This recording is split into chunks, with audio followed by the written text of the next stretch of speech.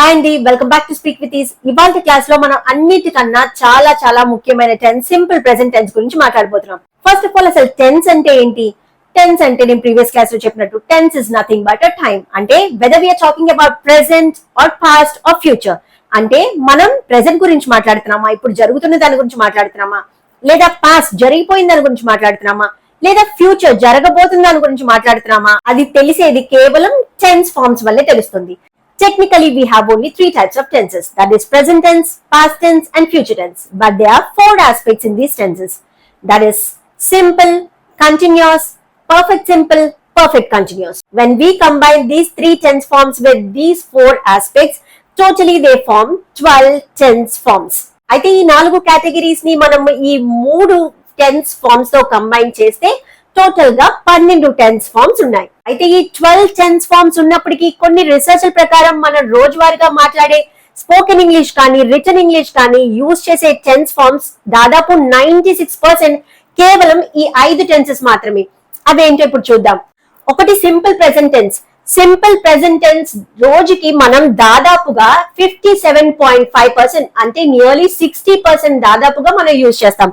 Next simple past tense 19.7%. Next simple future 8.5%. Present perfect 6%. Present progressive 5%. కాబట్టి ఈ మొత్తం కలిపితే ఈ మొత్తం 5 టెన్సెస్ 96% ఆఫ్ టెన్సెస్. కాబట్టి మనం ఈ 5 టెన్సెస్ తరోగా ఉన్నామంటే యాక్యురసీకి చాలా దగ్గరగా ఉన్నట్టే కదా. అన్నిటికన్నా ఇక్కడ చూసుకుంటే సింపుల్ ప్రెసెంట్ టెన్స్ 57.5%. అంటే అన్ని టెన్సెస్ తో పోల్చుకుంటే it is nearly 60%. So first మన కాన్సన్ట్రేషన్ సింపుల్ ప్రెసెంట్ టెన్స్ థరోగా ఉండాలి.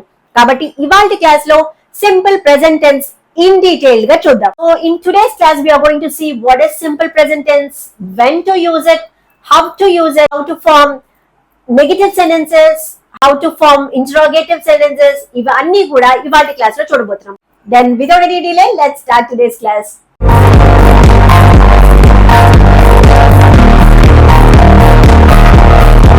ఏ సందర్భాల్లో మనం సింపుల్ ప్రెసెంట్ టెన్స్ వాడతామో ఇప్పుడు చూద్దాం. First one habitual action. Habitual action అంటే మనం రోజువారీగా చేసే పనులన్నీ సింపుల్ ప్రెసెంట్ టెన్స్ లోనే చెప్తాం. For example, I wake up at 6 AM daily. నేను మార్నింగ్ 6 కి లెగుస్తాను అని. Next, she drinks coffee every day. తను రోజు కాఫీ తాగుతుంది. మీకు జిమ్ కి వెళ్ళే అలవాటు ఉందనుకోండి, I go to gym every day. So ఇలా రోజువారీగా మనం చేసే పనులన్నీ సింపుల్ ప్రెసెంట్ టెన్స్ లో మాత్రమే చెప్తాం. కంటిన్యూస్ లో కానీ దేంట్లో కానీ చెప్పాం, సింపుల్ ప్రెసెంట్ టెన్స్ లోనే చెప్తాం. ఓకే, నెక్స్ట్ వన్, నెక్స్ట్ సందర్భం చూద్దాం. General truth. జనరల్ ట్రూత్ అంటే ఇది మనం చెప్పేదో ఎవరో చెప్పేదో కాదు, ఇది యూనివర్సల్ ట్రూత్. అంటే అందరూ యాక్సెప్ట్ చేసిన నిజం కూడా సింపుల్ ప్రెసెంట్ టెన్స్ లోనే చెప్తాం. Example, the sun rises in the east. ఇది అందరికీ తెలిసిన విషయమే కదా, sun rises in the east లేదా sun sets in the west. ఇంకా ఏం చెప్పొచ్చు general truths? Earth revolves around the sun. ఇప్పుడు earth revolves around the sun అంటే భూమి సూర్యుడి చుట్టూ తిరుగుతుంది. ఎప్పటి నుంచి తిరుగుతుంది? ఇవాళ నిన్నటి నుంచి తిరుగుతుందా? కాదు కదా, కొన్ని మిలియన్ ఇయర్స్ నుంచి అలాగే తిరుగుతుంది. కానీ మనం ఇది సింపుల్ ప్రెసెంట్ టెన్స్ లోనే చెప్తాం. కాబట్టి యూనివర్సల్ హ్యాబిచువల్ యాక్షన్ అయినా సింపుల్ ప్రెసెంట్ లోనే చెప్తాం, యూనివర్సల్ ట్రూత్ కూడా మనం సింపుల్ ప్రెసెంట్ లోనే చెప్తాం. పర్మనెంట్. నెక్స్ట్, పర్మనెంట్ సిచ్యువేషన్స్ లో కూడా మనం సింపుల్ ప్రెసెంట్ టెన్సే వాడతాం. ఎగ్జాంపుల్ చూడండి, I live in India. I live in India అంటే నేను ఇండియాలో ఉంటాను. అంటే ఇవాళ ఉంటాను, రేపు ఉంటాను అని కాదు దాని meaning. I live in India for a long period of time వరకు నేను ఇండియాలోనే ఉంటాను. At least for a long period. Short period of time కాకుండా లాంగ్ పీరియడ్ లో ఉన్న వాటికి కూడా మనం సింపుల్ ప్రెసెంట్ టెన్సే వాడతాం. ఎగ్జాంపుల్ చూడండి, next one, she works as a teacher. అంటే తను టీచర్ గా పనిచేస్తుంది. అదేదో షార్ట్ టైం ఇవాళ రేపో లేదంటే ఈ మంత్ వరకు తను టీచర్ గా పనిచేయడం కాదు, తన జాబ్ అది, తను టీచర్ గానే పనిచేస్తుంది. కాబట్టి అలా లాంగ్ పీరియడ్ ఆఫ్ టైం వరకు ఆ పర్మనెంట్ సందర్భాలలో మనం సింపుల్ ప్రెసెంట్ టెన్సే వాడతాం. సో ఇక్కడ కూడా మీ సెంటెన్సెస్ మీరు ఫ్రేమ్ చేయొచ్చు. మీ ఫ్రెండ్ ఎవరైనా ఉన్నారనుకోండి, షీ లివ్స్. మీ ఫ్రెండ్ లండన్ లో ఉంటున్నారనుకోండి, you can say she lives in London. ఈ ఫ్రెండ్ లండన్ లో ఉందనుకోండి, you can say she lives in London. అయితే మీకు ఇక్కడ డౌట్ రావచ్చు, ఇక్కడ లివ్ అని ఎందుకు అన్నాము, ఇక్కడ లివ్స్ అని ఎందుకు అన్నాము, ఇక్కడ కూడా ఎందుకు డ్రింక్స్ అని అన్నాము అని. అయితే దీని గురించి మీకు క్లియర్ గా ఈ క్లాస్ లో మీకు క్లారిటీ వచ్చేస్తుంది. ఆల్రైట్, ఇక్కడ వరకు మీకు అర్థమైంది కదా. ఇప్పుడు నెక్స్ట్, ఇంకా ఏ సందర్భాల్లో సింపుల్ ప్రెసెంట్ టెన్స్ వాడతాం? ఇన్స్ట్రక్షన్స్ ఆర్ డైరెక్షన్స్, ఇన్స్ట్రక్షన్స్ కానీ డైరెక్షన్స్ కానీ చెప్పేటప్పుడు కూడా మనం సింపుల్ ప్రెజెంట్ టెన్స్ మాట్లాడతాం. ఫర్ ఎగ్జాంపుల్ ఎవరికైనా డైరెక్షన్స్ చెప్తాం అనుకోండి, go straight, walk for 200 meters and then turn right, turn left అని ఇలా చెప్తాం కదా, అదేంటది simple present. we're not using any other tense apart from simple present. అలాగే కొన్ని ఇన్స్ట్రక్షన్స్ చూడండి, open the packet and mix all the ingredients in water అని ఉంటుంది. అలా ఇన్స్ట్రక్షన్స్ ఇచ్చే దాంట్లో, డైరెక్షన్స్ చెప్పే దాంట్లో, ఇలా ఈ సందర్భాల్లో కూడా మనం సింపుల్ ప్రెజెంట్ టెన్సే మాట్లాడతాం. ఇక్కడతో అయిపోలేదండి, ఇంకా కొన్ని సందర్భాలు ఉన్నాయి మనం చూడాల్సినవి, అవేంటో ఇప్పుడు చూద్దాం. Simple present is also used in schedules. Examples ముందు చూద్దాం. The flight arrives at 8 AM అంటే ఫ్లైట్ 8 o'clock వస్తుంది. అది ఆ రోజు 8 o'clock కాదు, ఎప్పుడు దాని షెడ్యూల్ టైం 8 o'clock కి రావడం. సో అలాంటి సందర్భాల్లో మనం సింపుల్ ప్రెజెంట్ యూజ్ చేస్తాం. The train leaves at 2 PM ఆ రోజు ట్రైన్ 2 o'clock కి లీవ్ చేయడం కాదు, ప్రతిరోజు దాని scheduled departure time 2 o'clock. For instance ఇలా చెప్పాను అనుకోండి, the super market opens at 9 AM అంటే ప్రతిరోజు ఆ సూపర్ మార్కెట్ 9 o'clock కి ఓపెన్ చేస్తారు. నెక్స్ట్ ఫ్రీక్వెన్సీ అంటే last time parts of speech class లో మనం యాడ్వర్బ్స్ చూసాం. Something which ads to verb గానీ, అడ్జెక్టివ్ గానీ, లేకపోతే అనదర్ యాడ్వర్బ్ ని కానీ దాన్ని యాడ్వర్బ్ అంటారు. ఇక్కడ చూడండి, ఇక్కడ ఏం యాడ్ చేస్తుంది, which is adding something to verb. Always place అనేది వర్బ్, ఇక్కడ వర్బ్ కి ఎక్స్ట్రా ఇన్ఫర్మేషన్ యాడ్ చేస్తుంది. So this is an adverb. ఇలా ఫ్రీక్వెన్సీని చెప్పడానికి కూడా మనం సింపుల్ ప్రెజెంట్ యూజ్ చేస్తాం. అయితే ఇప్పుడు ఈ ఫ్రీక్వెన్సీ దాంట్లో ఇక్కడ కొన్ని యాడ్వర్బ్స్ ఉన్నాయి చూడండి. Always, often, sometimes, rarely, never. Example చూద్దాం. షీ ఆల్వేస్ ప్లేస్ చెస్ అంటే తను ఎప్పుడు చెస్ ఆడుతుంది అని. షీ ఆఫెన్, అదే ఇక్కడ ఆల్వేస్ బదులుగా షీ ఆఫెన్ అని అన్నాను అనుకోండి, షీ ఆఫెన్ ప్లేస్ చెస్ అంటే తను తరచుగా చెస్ ఆడుతుంది. అదే she some times place chess అన్నాను అనుకోండి, అంటే తను కొన్నిసార్లు చెస్ ఆడుతుంది. షీ రేర్లీ ప్లేస్ చెస్ అని చెప్పారనుకోండి, చాలా అరుదుగా అని చెప్పొచ్చు. నెవర్ ప్లేస్ చెస్ అంటే ఎప్పుడు తను చెస్ ఆడదు. సో ఇక్కడ ఫ్రీక్వెన్సీ చెప్పేటప్పుడు కూడా మనం సింపుల్ ప్రెజెంట్ టెన్స్ యూజ్ చేస్తాం. ఇక్కడ మనం ఫ్రీక్వెన్సీ రేటింగ్ ఇచ్చుకున్నాం అనుకోండి, నెవర్ కి అసలు ఎప్పుడు ఆడదు, రేర్లీ ఎప్పుడో ఒకసారి అరుదుగా ఆడుతుంది, సమ్ టైమ్స్ కొన్నిసార్లు, ఆఫెన్ తరచుగా, ఆల్వేస్ ఎప్పుడు. షీ ఆల్వేస్ ప్లేస్ చెస్ అన్నాం కదా. ఇలా ఇంకో ఎగ్జాంపుల్ చూద్దాం. She always speaks in English అని చెప్పారనుకోండి, అంటే ఏంటి, తను ఎప్పుడు ఇంగ్లీష్ లో మాట్లాడుతుంది. అదే నేను she often speaks in English అంటే తను తరచుగా ఇంగ్లీష్ లో మాట్లాడుతుంది. అదే she sometimes speak in English అంటే అప్పుడప్పుడు తను ఇంగ్లీష్ లో మాట్లాడుతుంది. అదే నేను she rarely speaks in English అని చెప్పారనుకోండి, తను చాలా అరుదుగా ఇంగ్లీష్ లో మాట్లాడుతుంది. అదే నేను she never speaks in English అంటే తను ఎప్పుడు ఇంగ్లీష్ లో మాట్లాడదు. సింపుల్ ప్రెజెంట్ అనేది ఏ సిచ్యువేషన్స్ లో వాడతామని చెప్పాం. ఫస్ట్ హ్యాబిచువల్ యాక్షన్ అంటే రోజువారీగా మనం చేసే రొటీన్ పనులన్నీ కూడా సింపుల్ ప్రెజెంట్ టెన్స్ లోనే చెప్తాం. లేకపోతే నెక్స్ట్ యూనివర్సల్ ట్రూత్, ఇన్స్ట్రక్షన్స్ కానీ డైరెక్షన్స్ కానీ. నెక్స్ట్ పర్మనెంట్ అంటే లాంగ్ టైం డ్యూరేషన్ వరకు, షార్ట్ టైం కాకుండా లాంగ్ టైం డ్యూరేషన్ వరకు వర్తించే దాన్ని కూడా సింపుల్ ప్రెజెంట్ టెన్స్ లోనే వాడతాం. దాంతో పాటుగా ఇంకా ఏం చూసాం, షెడ్యూల్స్. ఏవైనా షెడ్యూల్ టైం ఫిక్స్ అయిపోయిన వాటికి కూడా మనం సింపుల్ ప్రెజెంట్ టెన్స్ యూజ్ చేస్తాం.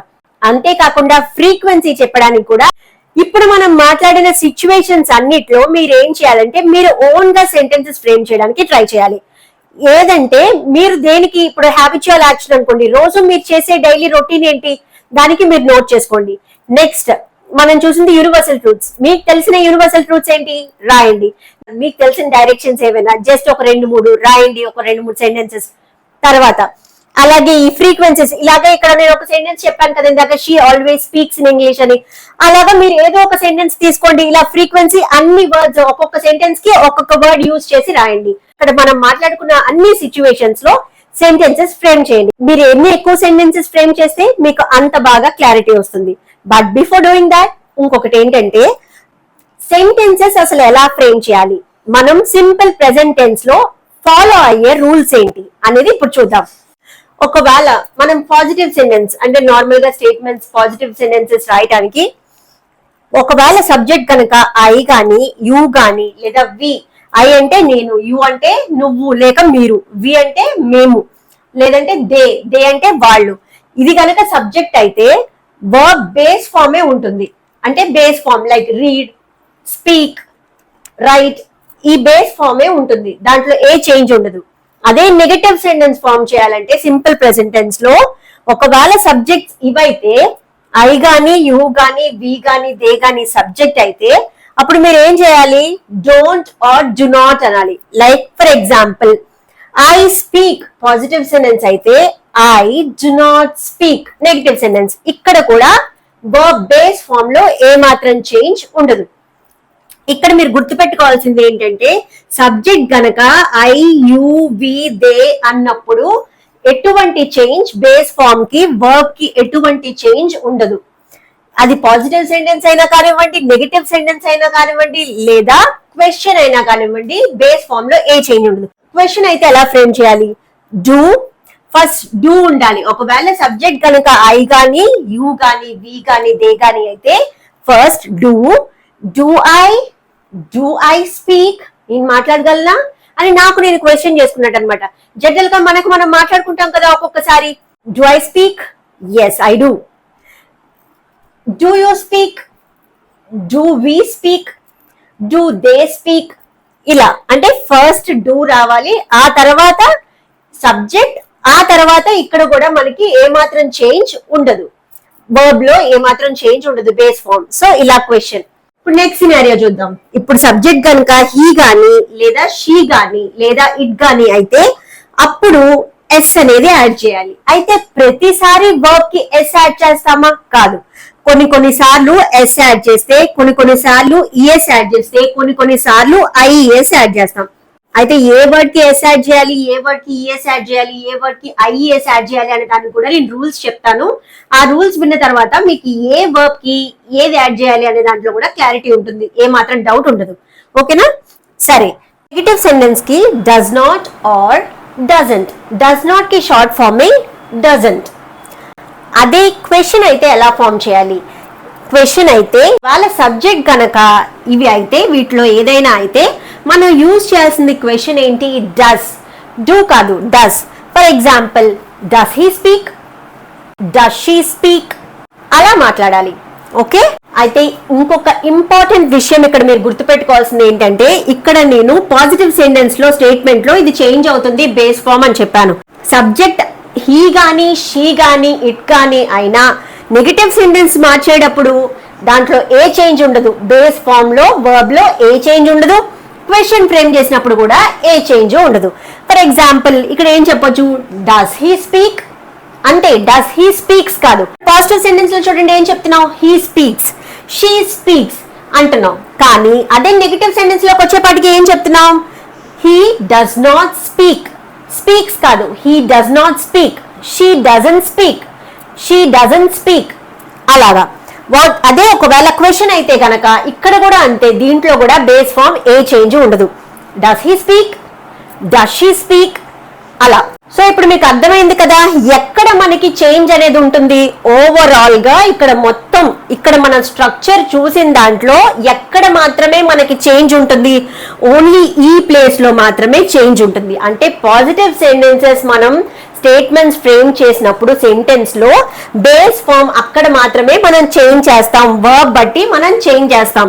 అదే హీ అయినా, షీ అయినా, ఇట్ అయినా సబ్జెక్ట్ అయినప్పటికీ నెగటివ్ సెంటెన్స్ లో బేస్ ఫామ్ లో చేంజ్ ఉండదు, క్వశ్చన్స్ ఫామ్ చేయడంలో బేస్ ఫామ్ లో చేంజ్ ఉండదు.